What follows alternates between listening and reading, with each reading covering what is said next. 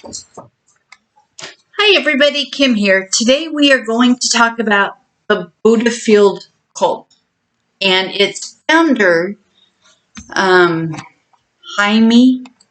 Gomez. When I first saw it, I was going to say Jamie because it's Jaime. But listening to the Netflix docuseries on how to become a cult leader, they called him Jaime. So we're going to call him Jaime. Jaime founded the Buddahfield cult in the 1980s in Hollywood, California.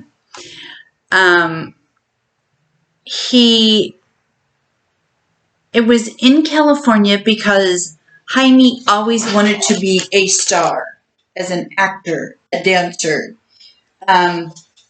He even tried doing adult movies and failed at that. So he kind of, he had these hopes and dreams and aspirations, and they were dashed because he just didn't have the ability to make it. He eventually moved to Florida, and he became an acting coach. They say people who can do, people who can't teach. So Jaime obviously couldn't. And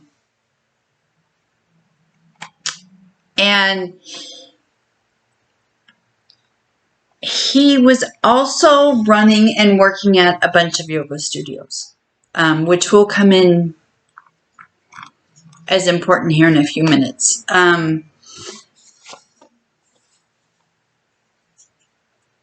So he apparently did really well, or I should say he did better as an acting coach than he did as an actor or a dancer. I'm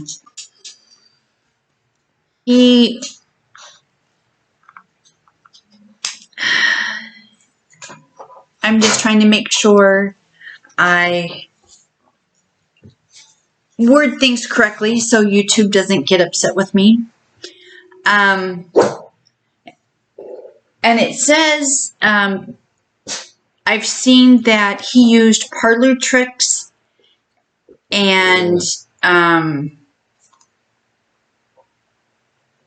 mesmerization to get followers. So using parlor tricks isn't hard. One of the ones I saw, people were supposed to see God, become enlightened.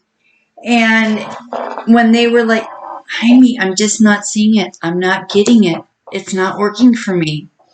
And Jaime would take him into a room for some special, private, one-on-one to get him to work.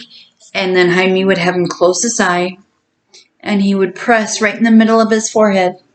And as he was doing that, he had a flashlight so that the light was going off and on. And the people would notice, even with their eyes closed, they could see the light going, and they're like, oh my gosh, it happened. It's wonderful.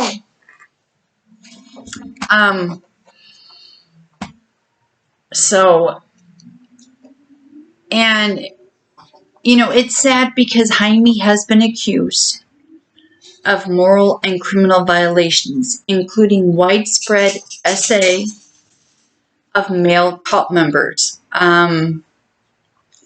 So that's scary. And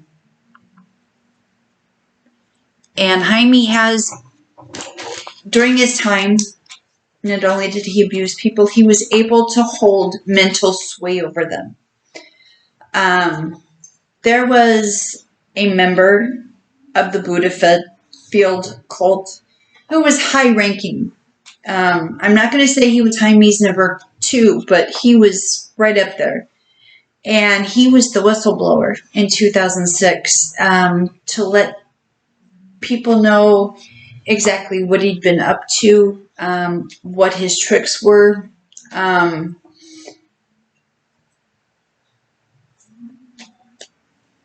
He actually got quite a few of the members of the cult to leave with him after he blew the whistle. Now, one of the ways people explain Jaime is that he was very, that he was a chiseled charlatan, who was also involved in tax evasion and predatory behavior. Which is sad that there were people that followed him. Followed him. Are you having fun, Gus? Do you like it up here with Mom? And despite all these charges or all these claims that he was a predator and he was involved in SA and tax evasion, he never faced any criminal charges. And he eventually, I don't want to say dropped off the face of the earth, because the cult is still going. Jaime is still involved, and they've moved from California to Florida and now in Hawaii. So he's still working his ways to get people to follow him. And the high-ranking member, who was a whistleblower, sent out an email, a revelatory email to cult members to reveal Jaime's dark truths and, just let them know exactly what was going on. And like I said, quite a few of the cult members did leave. There are still a few who are still there. He would explain to the members that, they needed to do service in a general way, and they also needed to do service for a master. He was the master. He forced conformity. He did not allow the members to have children. There was not supposed to be any relations unless it was with him. He, in his one-on-one sessions with people, and he would ask them questions and find out deep, dark secrets. And he was actually able to identify their weak spots. And now these sessions were $100 per person per session. So it wasn't cheap to be a part of the cult. He called Buddahfield cult, or I'm sure he didn't call it a cult, but he called Buddha. Excuse me, let me get a drink of water because I'm just not able to say this word. He considered Buddahfield to be a refuge from the me decade. And those of us that were alive back then, we know the 80s were the me decade. It was all about us. What clothes I was going to wear, what car I was going to drive, who I was going to date. It was all about me. And he claimed to be enlightened. And his goal was to enlighten others. Well, there's not a single cult member who is left that said they were ever enlightened. He did a lot of meditation with them. The members were enveloped in a God consciousness. And when people joined Buddahfield, sorry, that word is just giving me a hard time today.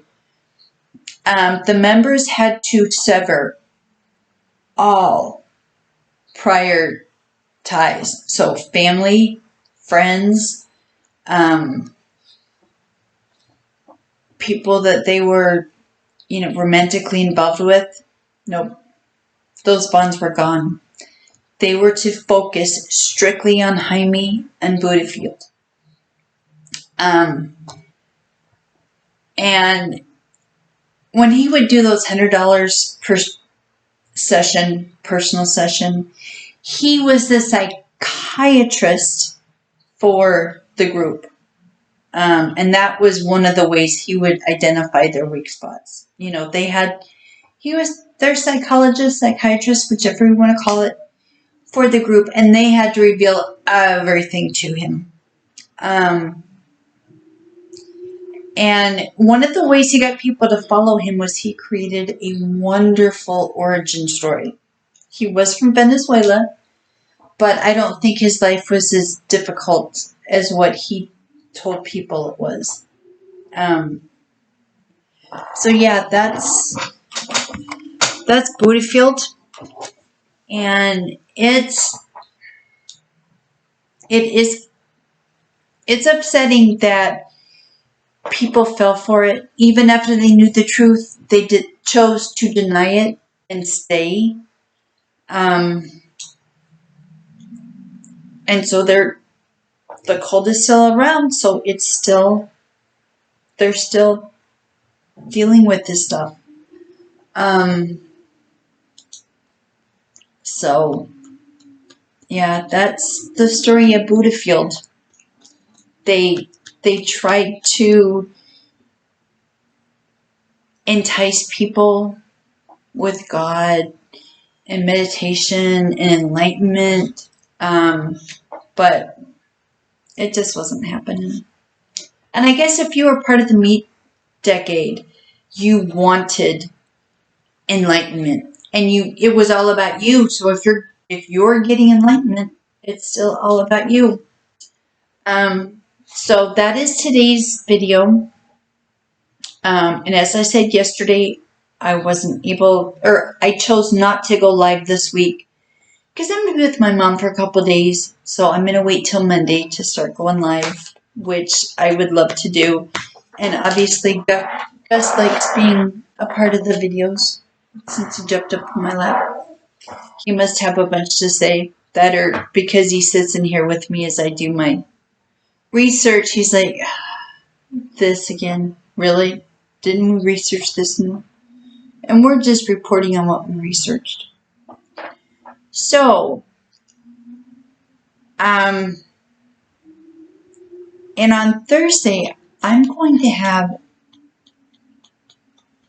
actually for me, what's going to be a very fun video. So, see you all later. Don't forget to like, subscribe. Give me a comment. I want comments. I like comments. And I will be more than happy to answer questions. I will respond to every comment that I get.